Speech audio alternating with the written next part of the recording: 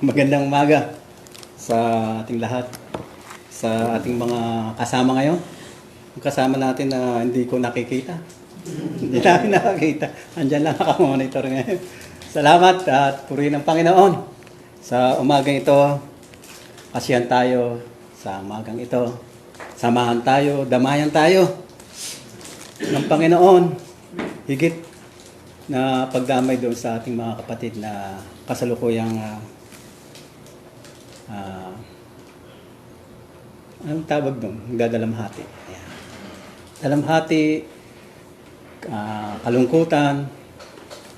Nung mga nakaraan nababasa ko yung sa BIs, hindi ako nagko-comment Baka magkasala ako pag nag-comment ako Hindi naman po. Pero ibig sabihin nagkaroon ng konting pagtangis. Kasi nakaramdam tayo ng kalungkutan. Hindi upang sabihin sa kanila na nanghihina tayo sa mga bagay na yun. Kundi pagdamay ko sa mga nagsisitangis. Kaya hanggang sa ngayon, kami po nakiramay sa ating mga kapatid na nawalan sa buhay. Ito yung madalas na sinasabi natin sa ating mga pag-aaral. Ang buhay natin akala natin hawak natin Tayo yung nagdadala ng ating buhay. Kaya kung anong gusto lang, kung anong gusto ng may-ari ng katawan, sige, hala. Walang habas na pagwawaldas sa kahalagahan ng buhay na ibinigay ng Diyos sa atin. Pero sa ating mga naturuan ng Panginoon, ipinakita kung gaano natin to pinahalagahan sa pamamagitan ng pagtugon sa pagtawag ng Panginoon, sa pamamagitan ng pagsunod sa kanyang mga pinag-uupos. Yan ang tungkulin ng mga tinawag ng Panginoon. Pagpapahalaga sa buhay na ito. Kasi nga, darating ang araw na ang tao ay mamamatay ng minsan. At pagkatapos ay ang paghukom. Kaya napakahalaga, bago dumating ang pagpantay ng ating mga paa, kunin ng Diyos yung ating buhay, napakahalaga na nasa Panginoon tayo. Kaya napakahalaga ng paglilingkod sa Diyos. At nakita natin sa mga huling mga oras, araw at panahon ng ating mga kapatid na ito, dalawa, kapatid na Danny, na may sakit din yun Talagang nagkasakit yan. Pero nakita natin nung dumadalaw tayo doon sa Justinville, andun siya. Andun laging present yun Si kapatid na tita, hindi na makabangon Nakahiga yan. Pero gusto niya rin, lalabas siya, nakaupo, makikinig ng salita ng Panginoon. Ibig sabihin, hindi nakahadlang yung mga karamdaman na kanilang tinaglay upang masunod yung kalooban ng Panginoon. May mga bagay na minsan malalakas Sila pa yung hindi nakakadalo sa paglilingkod Pero ito, nakita natin yung kanilang paglilingkod sa mga kapatid na ito. Tayo'y nagpapasalamat at sa kanilang pagpanaw, nakita natin, bago sila pumanaw, nakita natin yung kanilang paglilingkod. Harinawa, sa darating na panahon, makamit yung pag-asa.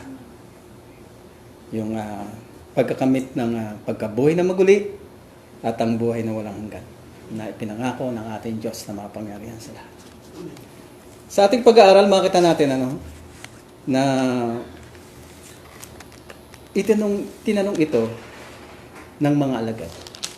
Ang sabi sa 24, sa verse 3, yung huling talata ito.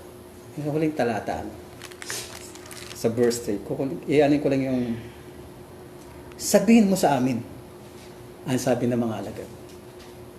Kailang mangyayari ang mga bagay na ito? At ano magiging tanda ng iyong pagparito at ng katapusan ng sanlibutan? Tinanong na ito ng mga alagad. Kung kailan mangyayari ito? Kailan? Mangyayari ito, ang mga bagay na ito. At ano ang magiging tanda ng iyong pagparito?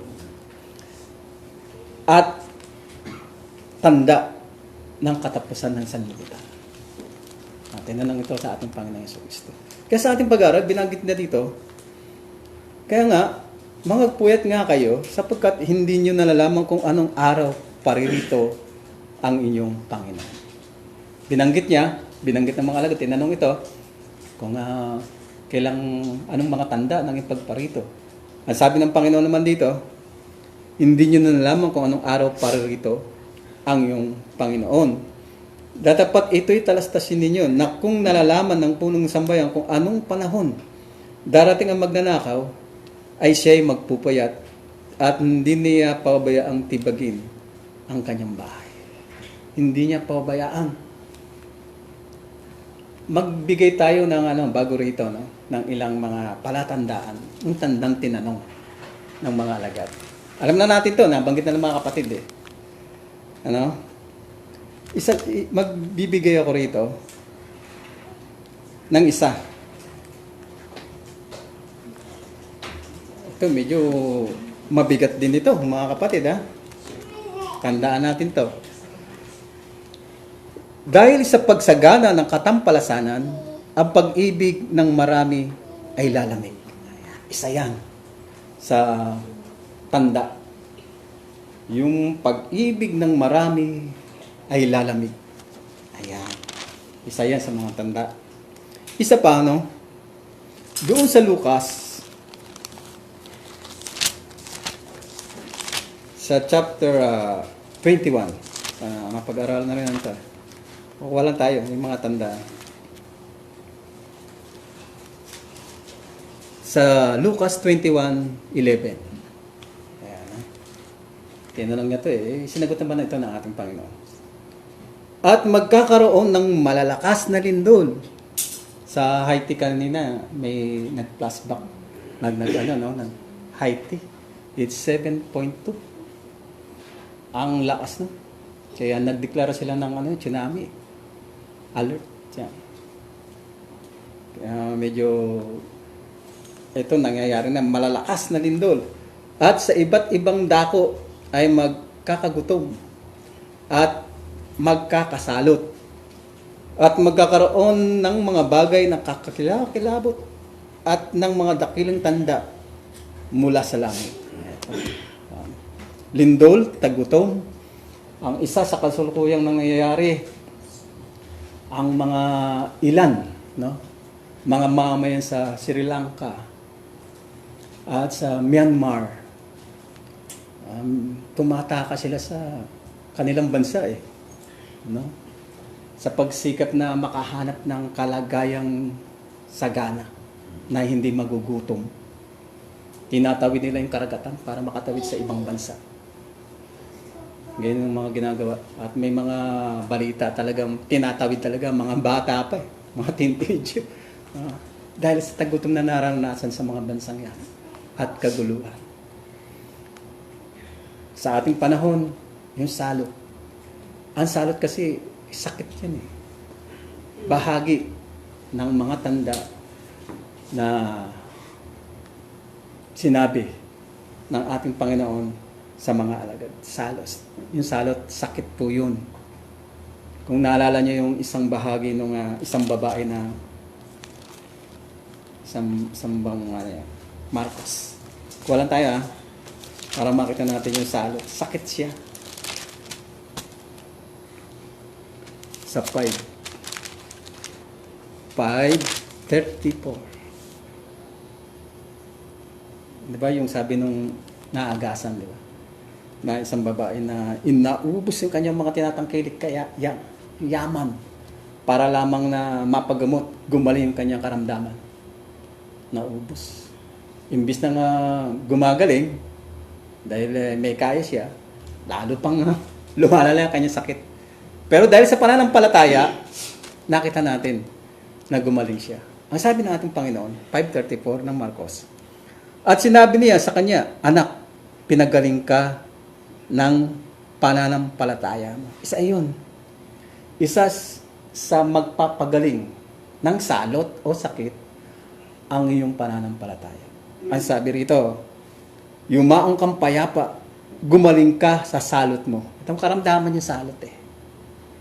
Pero pinakita sa ating nabasa, yung salot na ito,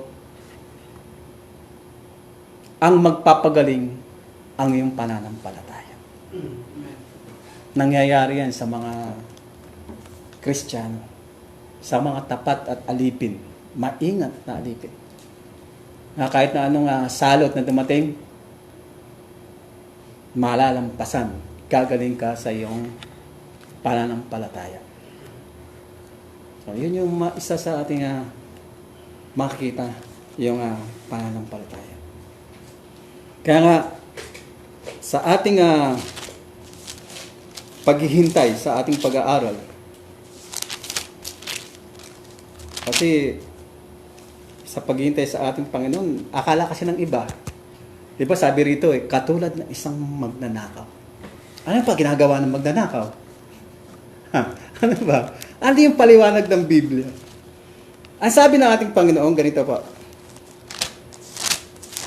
maghihintay. Kasi ang panahon ngayon dahil sa mga tanda na ating namamalas at nakikita sa ating panahon, makita mo, ito na talaga. Malapit na ang pagdating ng ating Panginoon. Ang lahat ng mga Kristiyano, mga tinatawag na Kristiyano, na may kaalaman sa salita ng Panginoon, lahat yan pawang naghihintay. Sa ating mga pag-aaral, sa ating mga nabasa, noong mga nakaraan pa, 1970s may naghayag na no, na darating na ang Panginoon. May mga suma-suma sila eh. Ang isa 1914, tanda ko yan. Tapos nagbago, naging 1919.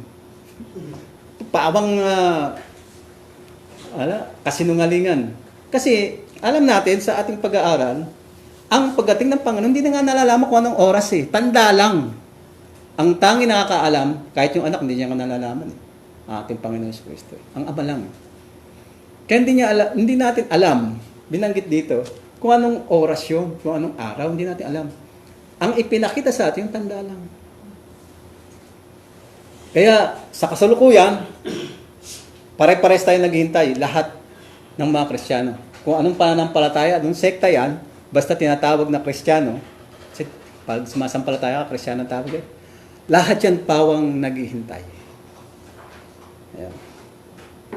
Iba yung magnanakaw, sabi. Kaya nga, inano sa magnanakaw. Ito, sabi niya, sa 10. 1:10. 10. Hindi pumaparito ang magnanakaw, kundi upang magnakaw at pumatay at pumuksa. Yung pala, inalintulad ng ating Panginoon, yung magnanakaw pala, ang sabi rito, pumarito ang magnanakaw, kundi upang magnakaw at pumatay at pumuksa. Ako'y naparito upang sila'y magkaroon ng buhay at magkaroon ng kasaganan. Magkaiba, no? Yung binabanggit. Kasi nga, ang pagdating ng Panginoon, tandaan natin, mapupuksa ang alin? Ang mga tumalikod sa pananampalataya. Sigurado po yan, mapupuksa. Ang tumigil sa pananampalataya. Ang nanglamig sa pag-ibig.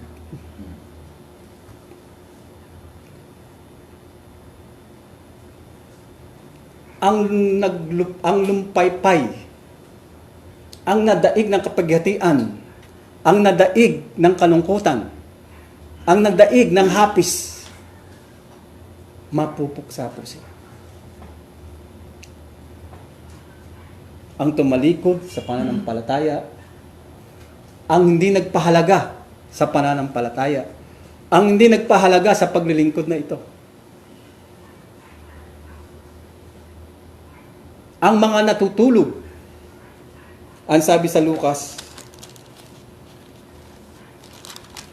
sa chapter 21, muli nating balikan, 34, 21:34. Dapat mag-ingat kayo sa inyong sarili. Baka mangalugmok ang inyong mga puso sa katakawan at sa kalasingan at sa mga pagsusumakit ukol sa buhay na ito. At dumating nagbigla sa inyo ang araw na iyon, gaya ng silo. Kita niyo po? Sa kalayawan, lahat yan mapupuksa. Ganun, no? Ganun yung pagdating ng ating Panginoon. Kaya makita natin, mayroong naghihintay sa pagdating ng Panginoon na mapapahiya. Mapapahiya.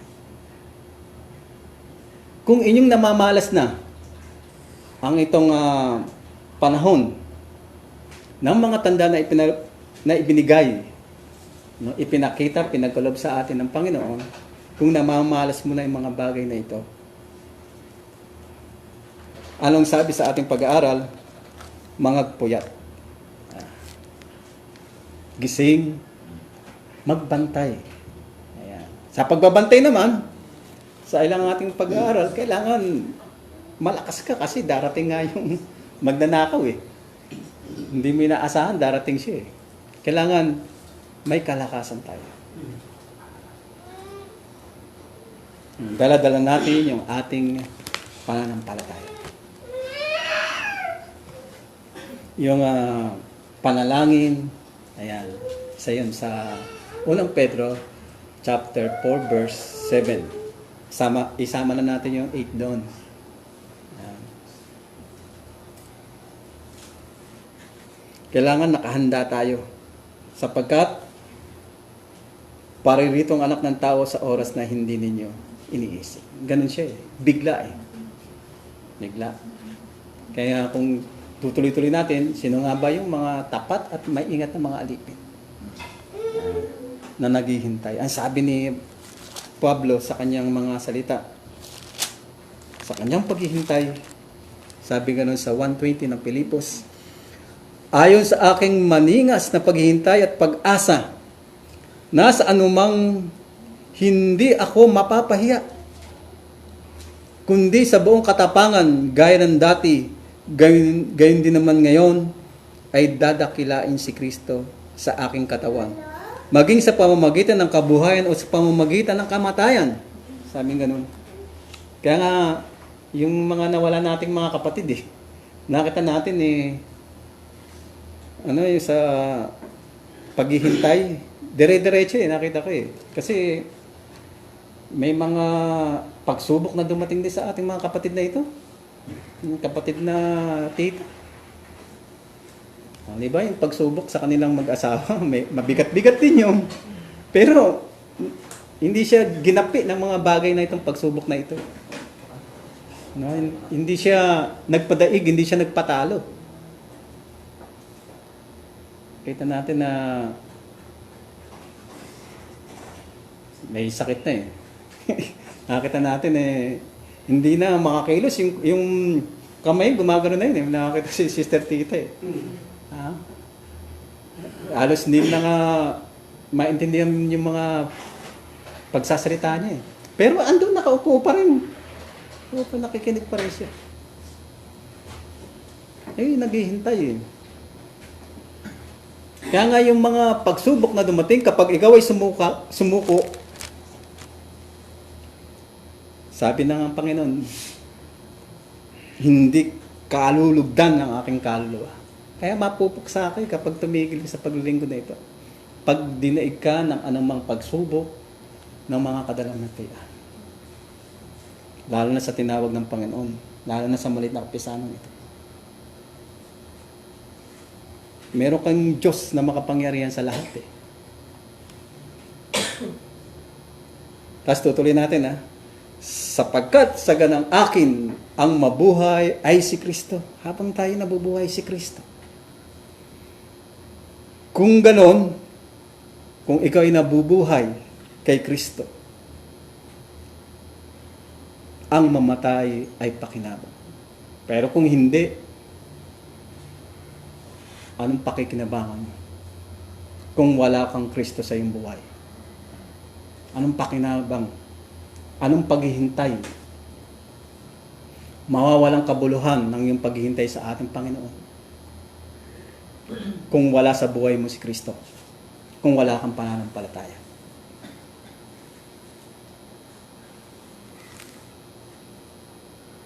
Kaya habang buhay tayo, katulad ng, alam mo, ang buhay, sabi 70, di ba? Babanggit. Kaya yung mga senior, malapit na yun sa dapit hapon. Di ba? Dapit hapon.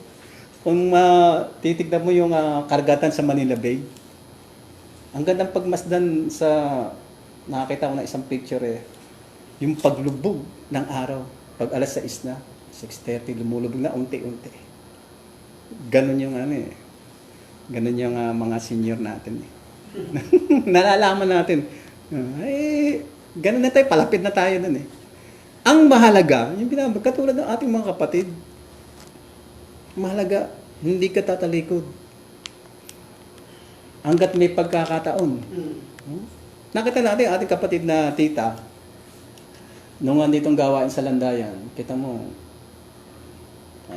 manaka-naka, siyempre, hindi nga makalakad. Pero nung andon, sa kanila, talagang, yung pagkakataon yun, hindi niya pinalagpas. Walang araw.